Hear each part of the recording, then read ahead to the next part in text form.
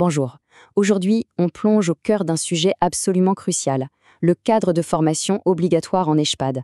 C'est ce qui, au fond, garantit la qualité des soins et surtout la dignité de nos aînés. Pour bien comprendre, partons d'une question.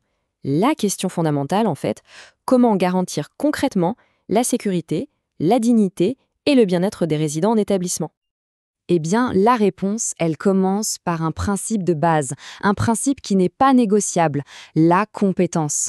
Pour prendre soin des autres, être compétent, ce n'est pas juste une bonne idée, c'est une véritable obligation encadrée par la loi. Et c'est exactement ce que souligne cette citation. La formation continue, ce n'est pas juste un plus, non, c'est une pierre angulaire. On parle d'une obligation légale, bien sûr, mais aussi d'un devoir éthique qui concerne absolument tout le monde dans l'établissement, du directeur jusqu'à l'aide-soignant. Et attention, cet engagement n'est pas juste une belle parole, c'est très très concret. Tout ça s'articule autour de 15 domaines de formation. Oui, 15. On peut vraiment les voir comme 15 piliers qui soutiennent l'ensemble de la prise en charge. Ok, 15 formations clés. Mais de quoi parle-t-on exactement? Pour y voir plus clair, on peut les regrouper en quelques grands thèmes. Allons-y. Alors, le premier grand bloc, c'est vraiment le cœur du réacteur, si on peut dire, tout ce qui est médical et gestion de l'urgence. Ça va de la gestion de la douleur à la prévention de la dénutrition, en passant bien sûr par la connaissance de maladies comme Alzheimer et les gestes de premier secours. Ce sont en fait les compétences vitales de tous les jours. Et c'est là que ça devient vraiment intéressant, on ne s'arrête pas au médical. Loin de là. Le deuxième bloc, c'est la dimension humaine. On parle de bientraitance, un concept très fort, de prévention de la maltraitance et de quelque chose de crucial, la communication adaptée. La nuance est énorme.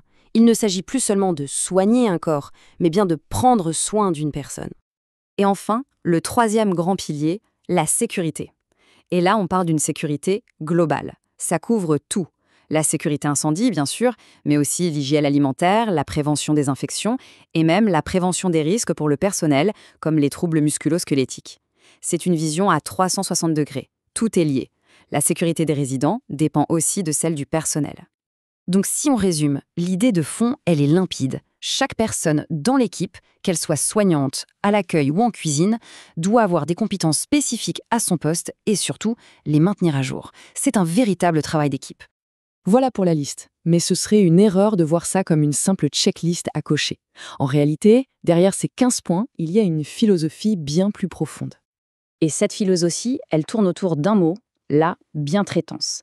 C'est un concept vraiment important dans le soin en France. Ce n'est pas juste ne pas maltraiter, non. C'est une démarche active, positive. Il s'agit de respecter la personne, son histoire, sa dignité, pour vraiment œuvrer à son bien-être. Et du coup, on change complètement de perspective. La formation n'est plus une contrainte administrative, une obligation un peu lourde, non, elle devient un véritable levier stratégique. C'est un investissement direct dans la qualité des soins, dans la sécurité et au final, dans la performance de tout l'établissement. D'accord, mais en pratique, comment ça se passe? Comment un membre du personnel suit concrètement ces formations? Eh bien, le système est plutôt bien rodé, très structuré. En fait, on peut voir ça comme un parcours en 5 étapes. Ça commence par identifier les besoins de formation, souvent pendant l'entretien annuel. Ensuite, on recherche la bonne formation, on trouve le financement, on s'inscrit et, étape très importante, on évalue son efficacité. Le but, c'est que ça ait un impact réel, concret, sur le terrain. Bien sûr, il y a la question de l'argent. Qui paye? Le système prévoit plusieurs solutions. Ça peut être l'établissement lui-même via son plan de développement des compétences. Ça peut être le salarié qui utilise son compte personnel de formation, le fameux CPF. Et il y a aussi des aides de la branche professionnelle, de la région. Bref, plusieurs portes d'entrée pour que le financement ne soit pas un blocage. On le voit, ce système de formation obligatoire est vraiment un socle solide. Il donne les outils, les compétences techniques et humaines pour assurer des soins de qualité. Mais, et c'est la question finale qu'on peut se poser, est-ce que la formation, seule, suffit à garantir l'humanité profonde des soins?